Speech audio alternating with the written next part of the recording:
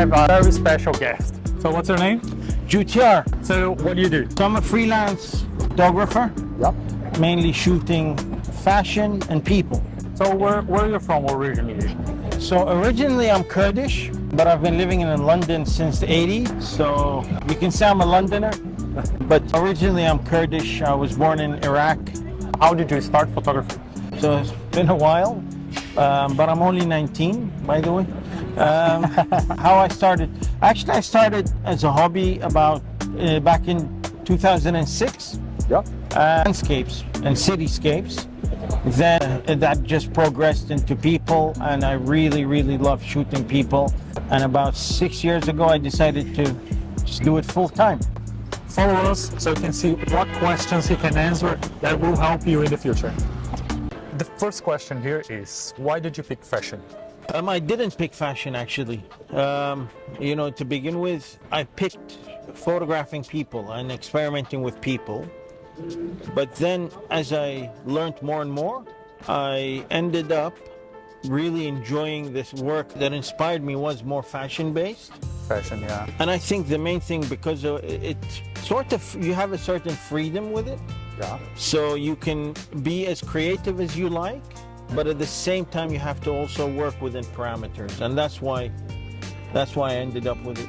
I see. I have a question for later, like how hard it is, because fashion, we understand it can be sometimes hard to work with artists, models, and everybody in the other side. But I'll ask you later this one. Sure. My main question now is like, for the people who is watching, what would you recommend in terms of when they are starting? Because some people just go and shoot for free. Would you recommend to them in terms of consistency to start as a photographer? In fashion or in general at all? In general, if they wanted to move on to fashion as well, but to begin with, in general. In general, my main advice is, number one, to enjoy it. Number two, get inspiration from other photographers. That's really important. Don't compare yourself to other photographers. And that's a very hard thing to do, because sometimes you think, well, I've shot in this location, the same settings as someone else, and my work doesn't look like that. Why? But it's not always about that. A lot of aspects go into creating a photograph. So my advice is to get inspired, don't compare yourself, and look into the right places for work. That's amazing. Don't limit your view to just, like, say, Instagram.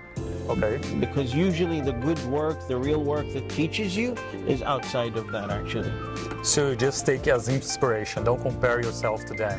Absolutely. I mean, it's a journey. Yeah. You know, that journey is actually never ending. It doesn't have, like, there's no termination point where you think, okay, I've reached the end, I can't get any better. You're always learning. That's true. Yeah. So there's no point in actually looking at it as a comparison or a race, because you're only building on yourself, not as much as someone else. But get inspired, learn, get advice, but don't allow this to limit you or your own confidence.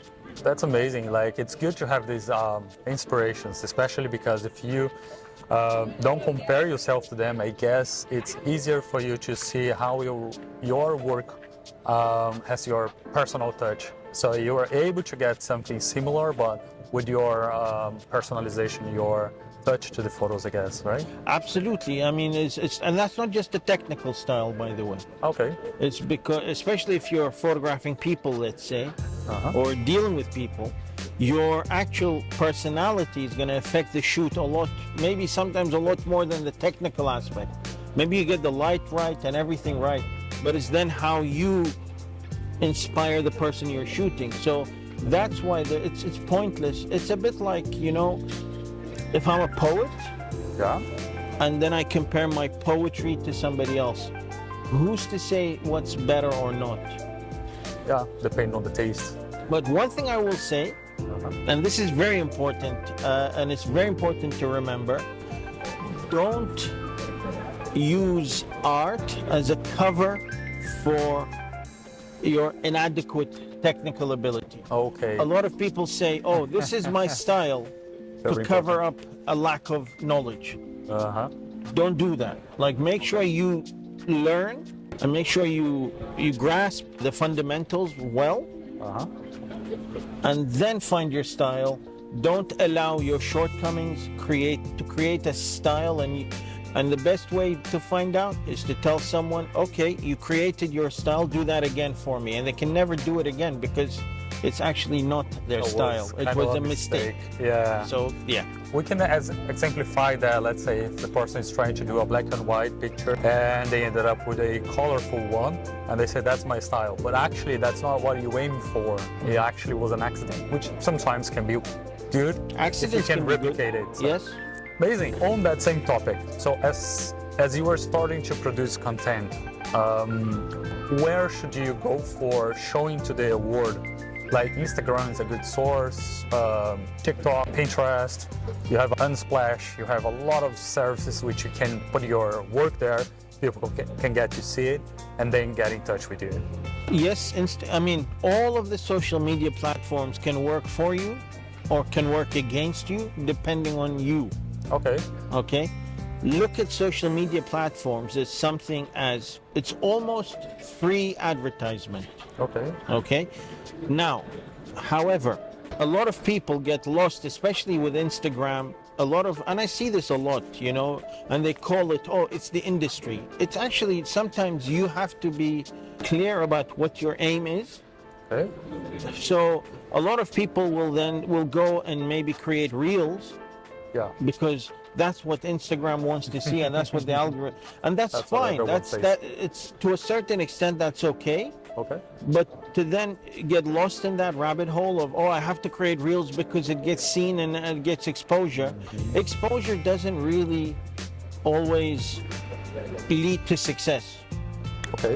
It's the right eyes that you need. So again, if we say fashion, for example, or anything else, real estate, whatever it is that you're doing, remember who you're aiming for, who you would like to see you, and maybe you have to contact them directly. Find out, like, if it's fashion, maybe it's the artistic directors, it's the agencies, you know, these are the people that you really want to be seeing. It's not so much, you know, somebody scrolling on their way home on the metro and think, oh wow, that's an amazing photo. Amazing, that's great, and it's a dopamine hit, but it's not really the be all end all. That's amazing. It's a balance, I would say. It has to do with my next question, actually. So basically, you are posting to get visibility, but also to get clients. So if you want to, let's say, get into fashion or any other sector, so I'll bring fashion because you understand more about that. So what would be the way to go? You just said networking. I guessed it would be networking, but is that like the final one for the people who is starting now? Yeah, I think absolutely. It is networking. If we focus on fashion, I would say, first of all, find out because fashion itself is very broad. Right? So find out what relates to you, what inspires you, what is it that you like, right? What do you like to shoot? Suits, wedding, like bridal, what is it? Or just lifestyle fashion, urban fashion, what is it that you're excited about? If you find that, then you can then research into who's the leader in this field and who are they working with and why, right?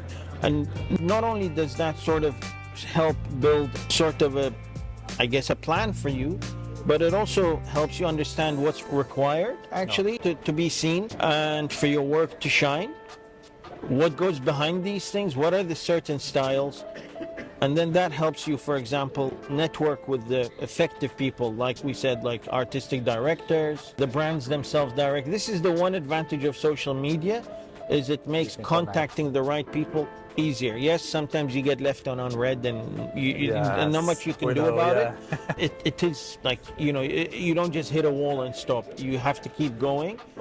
And if you do keep going, I'm a firm believer that you will be seen and discovered, and you start small and then build your way up. Amazing. Consistency and persistence. Yes. So just go to the right people and you can succeed. 100%. On that same topic, do I need an expensive gear or I can just start with my phone what do you recommend? It's a very good question because a lot of people request content made on phones. Yeah. They don't actually want gear. So I would say, again, is don't let gear stop you. Allow gear to enable you to do something. Being able to get more out of the same content you can produce, so level up. It's a tool. Yeah. It's ultimately a tool. The gear does not take your photo. You take your photo. Your imagination takes your photo. Your experience takes your photo. Your personality takes your photo. It's not the gear. The gear is just there to capture it and you tell it what to do. So is it important? Absolutely. You cannot show up to a big campaign with a big brand with your phone and expect that you're going to shoot their next, campaign.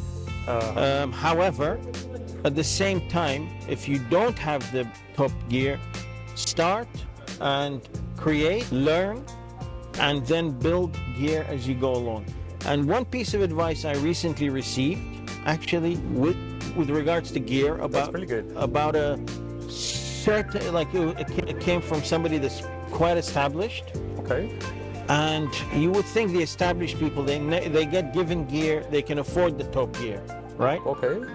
He said, never buy new gear, buy used gear. Okay, that's He said, because that way you're saving on a lot of money and getting, because most cameras nowadays can deliver a high quality. Yeah.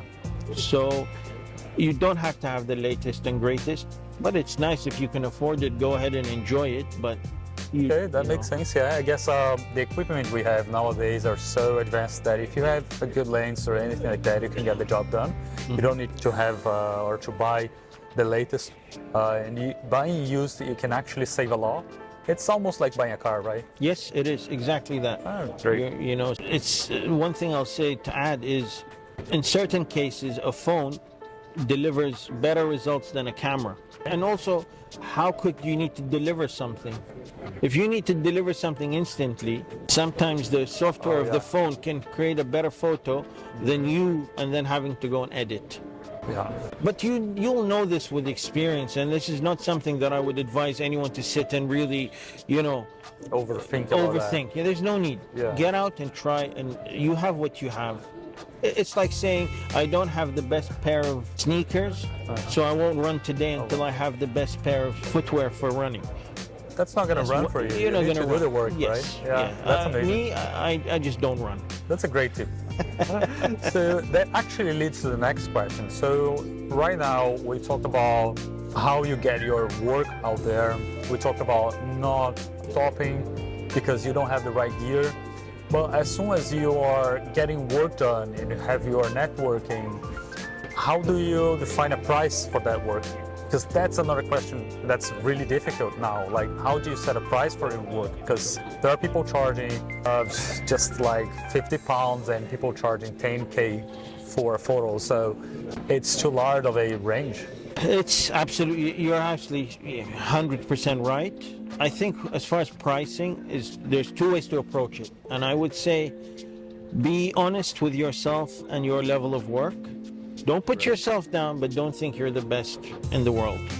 Look at your work honestly, assess it, and see where does it fit into the world out there, and at what level. So that's one way to determine, and charge accordingly to that. So there's no point in somebody that has minimal experience or a few years experience charging the same as somebody that has 25 years experience. There's always an exception, I get it, but we're talking about the norm.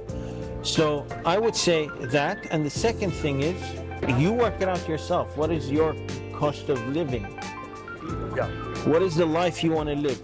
Realistically, of course, not, I want to live, like a millionaire life. Exactly that. Yeah. So we all, I guess, have jobs. And if we assess and analyze how much or how little we can live on, yes, and what am I getting out of changing my career to photography? yes. Is it a side hustle? So maybe, all these factors determine what you charge. So ultimately, how much is the time you're willing to commit to photography worth to you for it to be viable? And go ahead with that. That's amazing. That's a great answer because basically you need to understand your level, compare with the market, and also understand your needs because you can charge less than you actually need for living if that's your main job. So scale all of that and then you have the final price that you can charge for your work. Again, comparing yourself to others may lead to... There's also one other thing. Value and cost are two different things. Definitely. So sometimes you go into a shoot and the value you get out of that shoot is phenomenal. But the cost might not even be existent. You might get nothing as far as monetary reward. But if it gives you access to a style you've never shot before, so that's like fun actually. It's not only fun, but look at it as an investment in yourself educationally. So that is like instead of a course.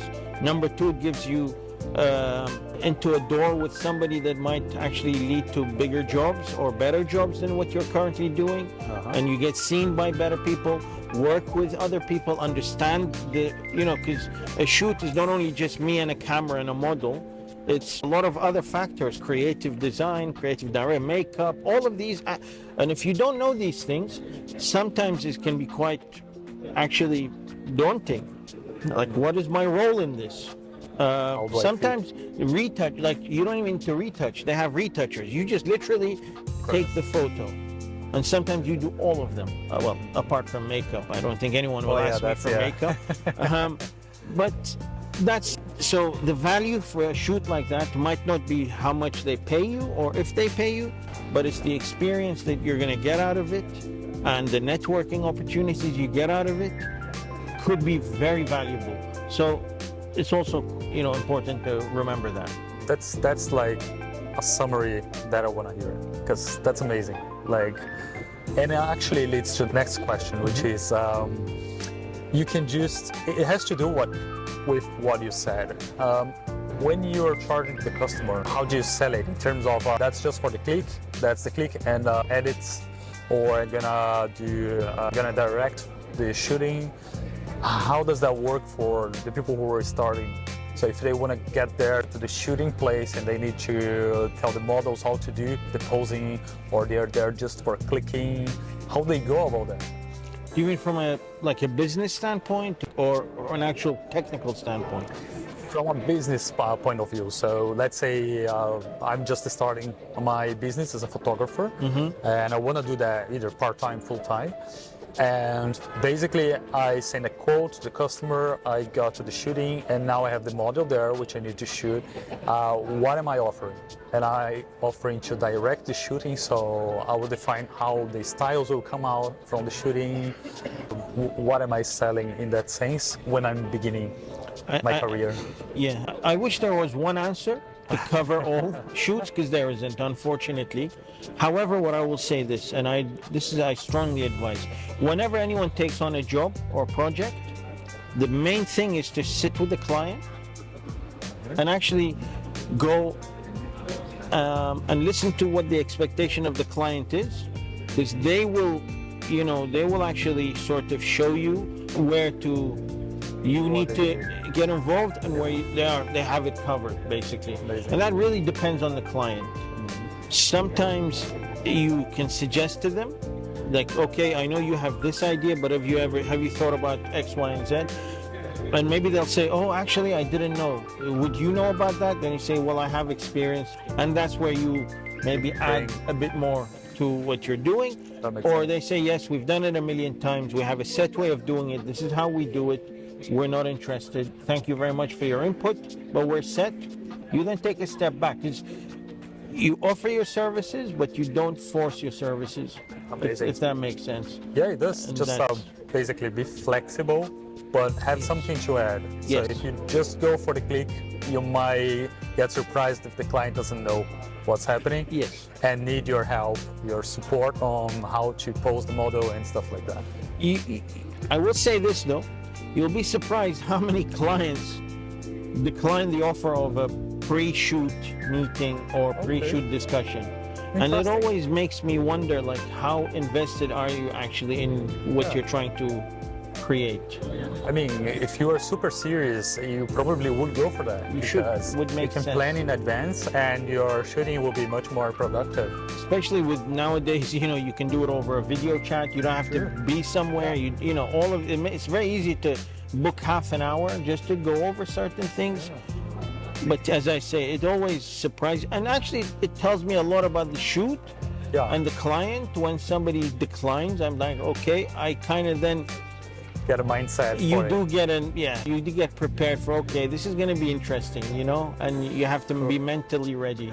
So yes. That is great. Yeah, great advice. So take notes. Yes. Now, let's move on to a quick fire round. So I'll just shoot questions and I need you to answer with the first thing that comes to your mind. Okay? Canon or Sony? I shoot Nikon. So I've never shot any of those actually.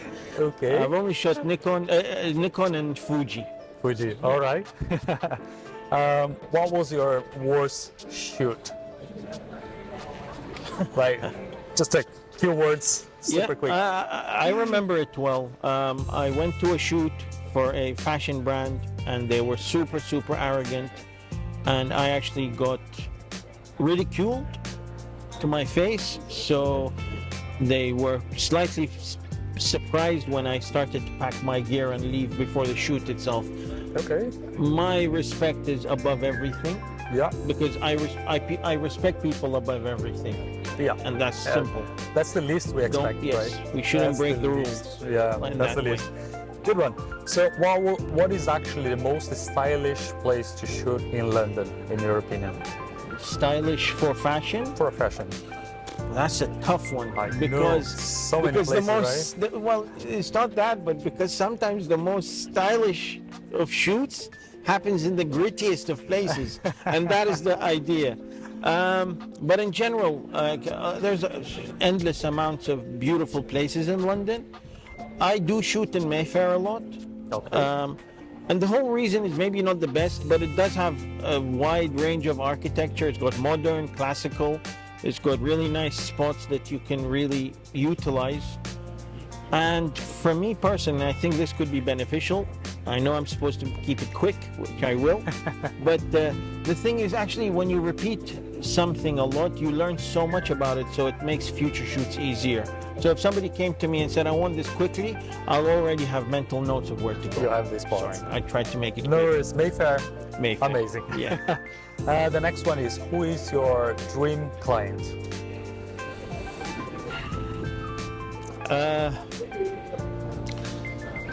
I can't name names, but if you ask me styles, I love bespoke suits Okay. and I love bridal. Off the top of my head, I would say anyone on Savile Row would be amazing. Okay. I just love that whole. Very I think stylish. it's so beautiful. Yeah. Amazing. Yeah, that's great. If you were starting now, actually, what would you do with your first 10K pounds? Would you invest in gear, 10K? learning? Yeah. What I would do is, with the knowledge I have now or with the knowledge I had when I started. It's two different things. When you started. When I started, I'd probably blow it all on gear. I'm you not going to go. be honest. Everyone does it. But Yeah. you don't have to make that mistake. What I would do, actually, I would, yes, indeed, buy enough gear to suit what you want to do. Oh, man, this is quick fire, isn't it? So I'm not... Supposed to. do you want me to go into it or not quickly? Just a quick one. Quick one. So, yes, buy the gear you need, research that and spend it wisely. Don't buy everything, but also leave a large chunk of that 10K for marketing and to create your websites and your presence to the world, and be ready to be hired.